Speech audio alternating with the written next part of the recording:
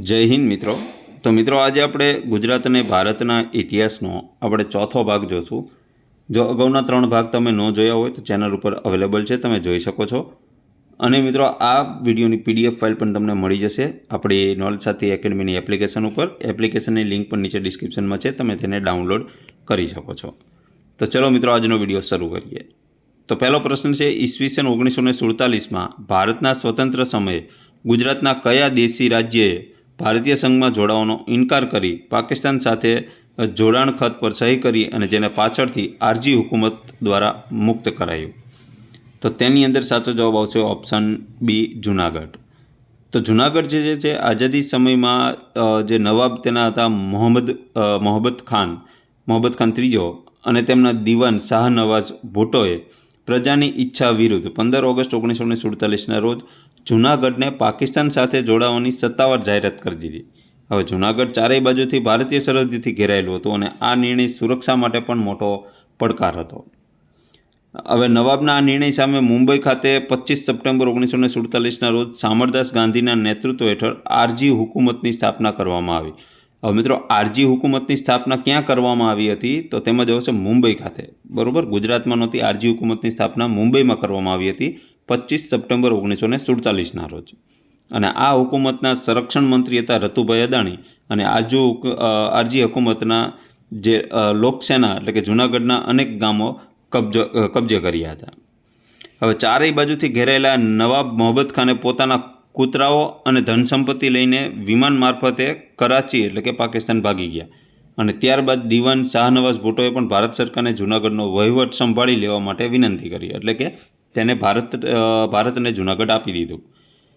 હવે 9 નવેમ્બર 1947ના રોજ ભારત સરકારે એટલે કે સરદાર વલ્લભભાઈ પટેલના આદેશથી જૂનાગઢનો વહીવટ પોતાના હસ્તક લીધો અને ફેબ્રુઆરી 1948માં જૂનાગઢમાં લોકમત લેવાયો અને 99%થી વધુ પ્રજાએ ભારત સંઘમાં જોડાવાની તરફેણમાં મતદાન કર્યું। એટલે આ સંદર્ભમાં ભારતમાં સૌપ્રથમ જોડાણ ખત પર સહી કરનાર રાજ્ય ગુજરાતનું ભાવનગર હતું, જેમાં પ્રજા વત્સલ્ય રાજા કૃષ્ણકુમારસિંહજીએ પોતાનું રાજ્ય ગાંધીજીના ચરણોમાં ધરી દીધું હતું। એટલે કે જ્યારે દેશી રજવાડાઓ એકત્રિત કરવાના હતા ત્યારે સૌથી પહેલું દેશી રજવાડું જે ભારતમાં આપી દીધું તે હતું ભાવનગર। ત્યાર પછીનો બીજો પ્રશ્ન જોઈએ કે 1857ના મહાવિદ્રોહ સમયે દિલ્હીના અંતિમ મુગલ બાદશાહ બહાદુર શાહ જફરને પકડીને અંગ્રેજોએ કઈ જેલમાં મોકલી આપ્યા હતા અને ત્યાં તેમનું અવસાન થયું હતું? તો તે જેલનું નામ છે રંગૂન જેલ, મ્યાનમારમાં આવેલી છે। હવે આ સંગ્રામના નેતા 1857ના વિપ્લવ દરમિયાન મેરઠમાં ક્રાંતિકારી સૈનિકોએ દિલ્હી પહોંચીને 82 વર્ષમાં બુદ્ધ મુગલ શાસક બહાદુર શાહ જફર, જેને બહાદુર શાહ બીજો પણ કહેવામાં આવે છે, તેને ભારતના શહેનશાહ અને સંગ્રામના સર્વોચ્ચ નેતા જાહેર કર્યા હતા। બ્રિટિશ કેપ્ટન જે હતા હોડસને એને દિલ્હી પર પુનઃ કબજો મેળવ્યા બાદ બહાદુર શાહ જફરની હુમાયુના મકબરામાંથી ધરપકડ કરી લીધી અને તેમના પુત્રોની નજર સામે તેને ગોળી મારીને હત્યા કરી દેવામાં આવી। હવે દેશ નિકાલ અને મૃત્યુ બાદશાહ પર રાજદ્રોહનો મુકદમો ચલાવી તેમને દેશ નિકાલ કરાવીને મ્યાનમાર એટલે કે બર્માની રંગૂન જેલમાં મોકલી દેવામાં આવ્યા અને 1862માં આ જેલમાં તેમનું અવસાન થયું અને તેઓ એક ઉત્કૃષ્ટ શાયર પણ હતા અને તેમની કબર પર તેમની જ શાયરી લખાયેલી છે જે જફર એટલો કમનસીબ છે કે તેને માતૃભૂમિમાં દફન થવા માટે 2 ગજ જમીન પણ ન મળી। ત્યાર પછી મુગલ વંશનો અંત જે છે તે બહાદુર શાહ જફરના મૃત્યુ પછી આવ્યો અને આ સાથે જ ભારતમાં બાબર દ્વારા 1526માં સ્થપાયેલા મુગલ સામ્રાજ્યનો સત્તાવાર રીતે હંમેશ માટે અંત આવ્યો અને ભારતનો વહીવટ સીધો બ્રિટિશ ક્રાઉન એટલે કે બ્રિટિશની રાણીના હાથમાં આવી ગયો। ત્યાર પછી ત્રીજો પ્રશ્ન જોઈએ કે મૈત્રક કાળ દરમિયાન વલભીપુર ખાતે ઈસવીસન 5મી સદીમાં એટલે કે અંદાજે 453 કે 512માં યોજાયેલી જે દ્વિતીય જૈન સંગીત પરિષદ જે હતી એના અધ્યક્ષ કોણ હતા? તો તેમાં જ આવશે દેવળજી શ્રમણ ક્ષમા શ્રવણ આ તેમના અધ્યક્ષ હતા। હવે આ પરિષદનું સ્થાન હતું કે મૈત્રક વંશના શાસનકાળ દરમિયાન ગુજરાતનું જે વલભીપુર જે છે તે ધાર્મિક પ્રવૃત્તિઓ જે ચાલતી હતી તેનું સૌથી મોટું કેન્દ્ર ગણાતું હતું અને અહીંયા જ તે તેમના જૈન ધર્મના ઇતિહાસની અત્યંત મહત્ત્વપૂર્ણ ગણાતી બીજી જૈન સંગતિ જે છે એ વલભીપુરમાં યોજાઈ હતી।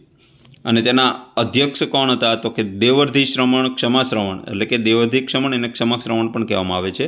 આ પરિષદનો મુખ્ય ઉદ્દેશ્ય જો મૌખિક સ્વરૂપે રહેલા જૈન જે ધાર્મિક જ્ઞાન અને આગમો જે છે તે એકત્રિત કરીને લિપિબદ્ધ એટલે કે પુસ્તક સ્વરૂપે કરવાનો હતો. આ તેનો મુખ્ય ઉદ્દેશ્ય હતો. પરિણામે વલ્લભીની આ સંગતિના કારણે જ જૈન ધર્મના પવિત્ર ગ્રંથો જે 12 અંગો છે અન્ય આગમોને ચોક્કસ ભાષાકીય અને લેખિત સ્વરૂપ મળ્યું.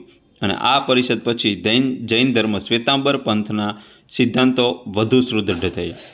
પ્રથમ પરિષદની માહિતી સંદર્ભે આપણે યાદ રાખવું કે પ્રથમ સંગીત ઈસવીસન પૂર્વે 3જી સદીમાં બિહારના પાટલીપુત્ર ખાતે સ્થૂલીભદ્રના અધ્યક્ષસ્થાને યોજાઈ હતી. બરાબર, તો આ પહેલી પરિષદ આપણે કઈ જગ્યાએ યોજાઈ હતી? પાટલીપુત્રમાં, અને તેના અધ્યક્ષ હતા સ્થૂલીભદ્ર. હવે જેમાં જૈન ધર્મના દિગંબર અને શ્વેતાંબર એમ 2 ભાગલા પડ્યા. એટલે પહેલી જે સંગતિ હતી એમાં જૈન ધર્મમાં 2 ભાગલા પડ્યા, એક દિગંબર અને એક શ્વેતાંબર. અને બીજી જે પરિષદ યોજાઈ વલ્લભીપુરમાં, તેમાં શું તેમના જે ગ્રંથો હતા તે બધા મૌખિક હતા, તેને લિપિબદ્ધ કર્યા. ત્યાર પછી ચોથો પ્રશ્ન જોઈએ કે ભારતીય રાષ્ટ્રીય આંદોલન દરમિયાન બ્રિટિશ સંસદમાં ચૂંટનાર પ્રથમ ભારતીય કોણ હતા કે જેમને હિન્દના દાદા તરીકે ઓળખવામાં આવે છે? તો તેમાં જ આવશે દાદાભાઈ નવરોજી. તો દાદાભાઈ નવરોજી જે ગુજરાતના નવસારીના વતની હતા. 1892માં બ્રિટિશની સેન્ટ્રલ ફિન્સબરી બેઠક પરથી લિબરલ પાર્ટીની ટિકિટ પર બ્રિટિશ પાર્લામેન્ટ એટલે કે હાઉસ ઓફ કોમન્સના સભ્ય તરીકે ચૂંટાયા હતા. અને આ ગૌરવ મેળવનાર તેઓ પ્રથમ ભારતીય અને એશિયન વ્યક્તિ હતા. ભારતની રાષ્ટ્રીય જાગૃતિ અને કોંગ્રેસના પ્રારંભિક ગાળામાં તેમના અતુલ્ય પ્રદાન બદલ તેમને આખા દેશમાં આદરપૂર્વક હિન્દના દાદા તરીકે ઓળખવામાં આવતા હતા. હવે ડ્રેન થિયરી એટલે કે ધ નિષ્કર્ષ સિદ્ધાંત તેમણે પોતાના પ્રખ્યાત પુસ્તક poverty and British rule in ઇન્ડિયામાં બ્રિટિશરો દ્વારા ભારતનું આર્થિક શોષણ કેવી રીતે થયું અને તે ડ્રેન ઓફ વેલ્થ થિયરી દ્વારા વૈજ્ઞાનિક ઢબે તેમને સાબિત કરી બતાવ્યું. અને તેમણે જ ભારતમાં સૌપ્રથમ માથાદીઠ આવકની ગણતરી કરી હતી. તો ભારતની વખતે માથાદીઠ આવક હતી 20 રૂપિયા વાર્ષિક.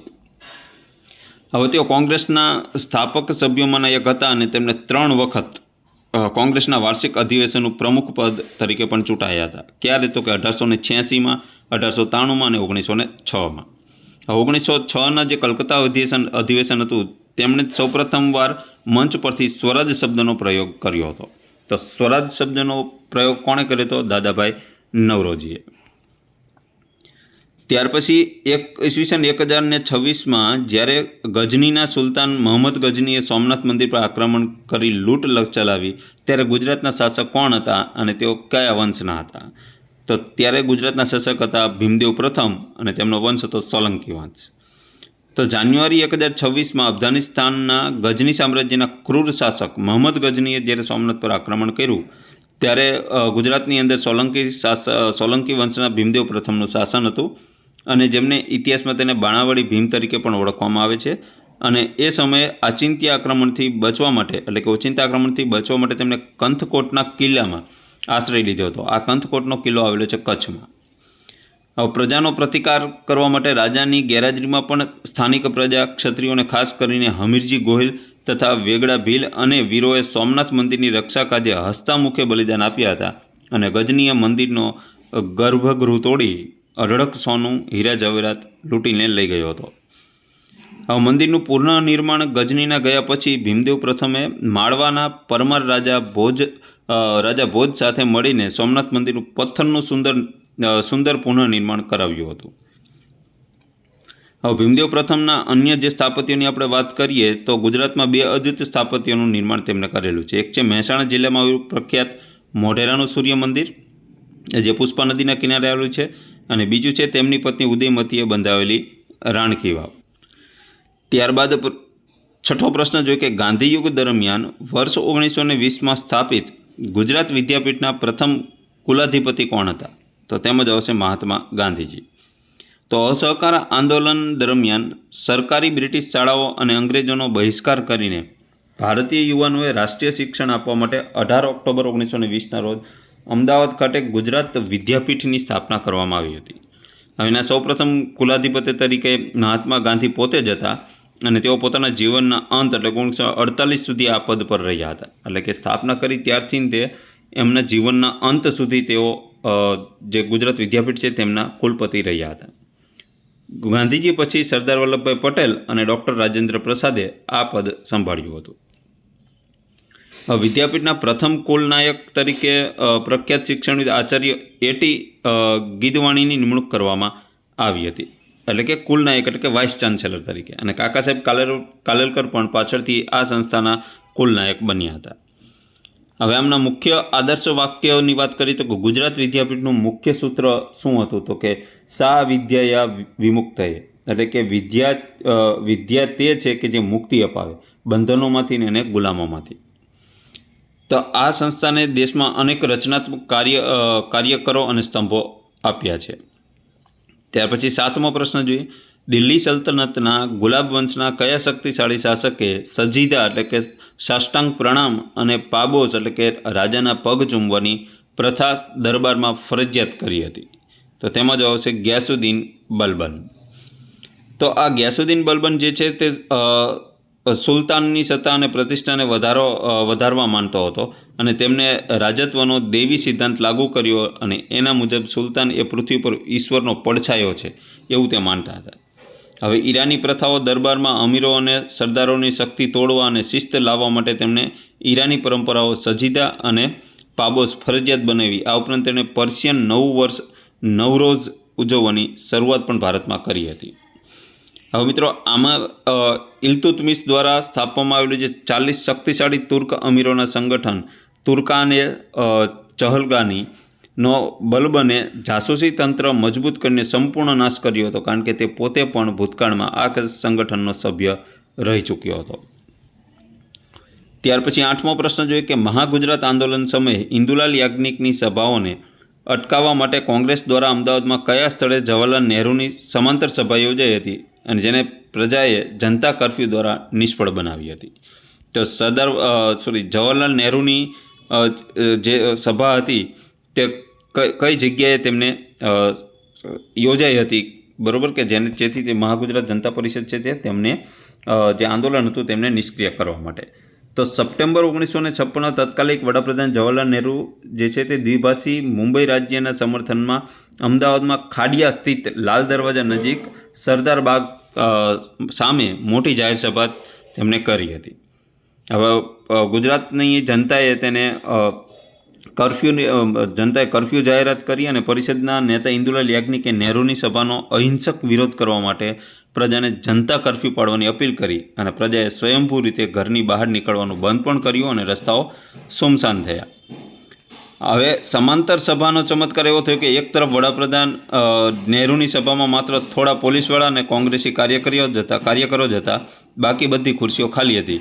ત્યારે બીજી તરફ બિલકુલ એ જ સમયે નદીના સામા કાંઠે લો કોલેજના મેદાનમાં ઇન્દુ ચાચાની સભા યોજાઈ, જેમાં લાખોની જનમેદી ઉમટી પડી હતી.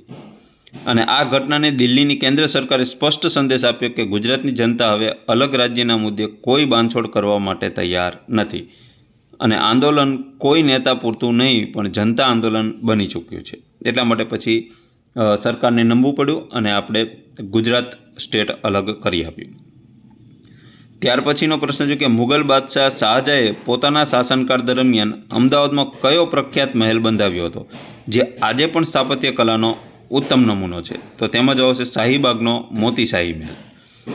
તો મોતીશાહી મહેલની આપણે વાત કરી કે જ્યારે રાજકુમાર ખુર્રમ એટલે કે જે શાહજહાં ગુજરાતના મુગલ સુબા ગવર્નર તરીકે કાર્યરત હતા ત્યારે ઈસવીસન 1621થી 1625 દરમિયાન અમદાવાદમાં સાબરમતી નદીના કિનારે એક ભવ્ય શાહી બગીચો અને મહેલ બંધાવ્યો હતો જેને મોતી શાહી મહેલ એટલે કે શાહીબાગ તરીકે ઓળખવામાં આવે છે. હવે એવું કહેવામાં આવે છે કે બાદશાહ બન્યા પછી જ્યારે શાહજહાં અમદાવાદ આવ્યા ત્યારે તેમનો શાહી હાથી આ મહેલના મુખ્ય પ્રવેશદ્વારમાં પ્રવેશી શક્યો નહીં, એટલે કે હાથી ઊંચો હતો એટલે પ્રવેશી શક્યો નહીં. તો સ્વાભિમાનથી શાહજહાએ પોતાનો જ બનાવેલા મહેલમાં અંદર પગ મૂકવાનો તેમને ઇનકાર કરી દીધો. હવે રવિન્દ્રનાથ ટાગોરનું જે 19મી સદીમાં અંતમાં કવિગુરુ રવિન્દ્રનાથ ટાગોર પોતાના મોટા ભાઈ સત્યેન્દ્રનાથ ટાગોર જેઓ અમદાવાદના પ્રથમ ભારતીય ICS કલેક્ટર હતા સાથે આ મહેલમાં રોકાયા હતા અને અહીં રહીને જ ટાગોરે પોતાની પ્રખ્યાત વાર્તા ક્ષુધિત પાષાણ એટલે કે હંગ્રી સ્ટોન્સની પૃષ્ઠભૂમિ તૈયાર કરી હતી. હવે આઝાદી પછી આ મહેલ લાંબો સમય ગુજરાતમાં રાજભવન એટલે કે ગવર્નર હાઉસ તરીકે વપરાતો હતો અને ત્યારબાદ 1975થી 80માં તેને સરદાર વલ્લભભાઈ પટેલ રાષ્ટ્રીય સ્મારક મ્યુઝિયમ તરીકે ફેરવવામાં આવ્યો છે. ત્યાર પછીનો પ્રશ્ન જોઈએ કે બૌદ્ધ ધર્મના ઇતિહાસમાં કયા મૌર્ય શાસકના સમયમાં પાટલીપુત્ર ખાતે તૃતીય બૌદ્ધ સંગીતિનું આયોજન થયું હતું, જેના અધ્યક્ષ મોગલીપુત તીરસ હતા? તો તેમાં જ આવશે સમ્રાટ અશોક. તો કલિંગના યુદ્ધ પૂર્વે એટલે કે ઈસવીસન પૂર્વે 261માં કલિંગનું યુદ્ધ થયું. આના નરસંહારથી વ્યતીત થઈને સમ્રાટ અશોકે ઉપગુપ્ત નામના બૌદ્ધ સાધુ સામે દીક્ષા લીધી અને બૌદ્ધ ધર્મના પ્રચાર અને સંગ્રહમાં ઊભા થયેલા મતભેદો દૂર કરવા માટે તેમણે ઈસવીસન પૂર્વે 250માં પોતાની રાજધાની પાટલીપુત્ર ખાતે ત્રીજી બૌદ્ધ ધર્મ પરિષદ બોલાવી હતી. હવે આ પરિષદના અધ્યક્ષ પ્રખ્યાત વિદ્વાન સાધુ મોગલીપુત તીરસ હતા અને આ પરિષદના અંતે બૌદ્ધ ધર્મનો ત્રીજો મહત્વનો પવિત્ર ગ્રંથ હતો અભિધમ્મ પિટક આને ઉમેરવામાં આવ્યો અને જેનાથી ત્રિપિટક એટલે કે શુદ્ધ પિટક, વિનય પિટક અને અભિધમ્મ પિટક આ ત્રણેય પૂર્ણ થયા. હવે આ પરિષદ બાદ જ અશોકે બૌદ્ધ ધર્મને વૈશ્વિક ધર્મ બનાવવા માટે અલગ અલગ દેશોમાં ધર્મ પ્રચારકો મોકલ્યા. તેમણે પોતાના પુત્ર મહેન્દ્ર અને પુત્રી સંઘમિત્રાને બૌદ્ધ ધર્મના પ્રચાર માટે તેમને શ્રીલંકા મોકલ્યા હતા. અને અશોકે સમાજમાં નૈતિકતા અને ધર્મના નિયમોની દેખરેખ રાખવા માટે ધમ્મ મહાપાત્ર નામના વિશેષ સરકારી વહીવટ અધિકારીઓની નિમણૂક પણ કરી હતી. તો મિત્રો આપણે ચોથા ભાગમાં આપણે આ પ્રશ્નો જોયા ગુજરાત અને ભારતના ઇતિહાસના. તો જો તમને આ વિડીયો પસંદ આવ્યો તો વિડીયોને લાઇક કરી દીજો, શેર કરી દીજો અને તમારા મિત્રો સુધી શેર કરવું ભૂલતા નહીં. ચેનલને સબસ્ક્રાઈબ ન કરી તો સબસ્ક્રાઈબ કરી દીજો. રેગ્યુલર તમને વિડીયોઝ મળતા રહે છે. તો ચલો મિત્રો મળીએ નવા વિડીયોમાં. જય હિન્દ.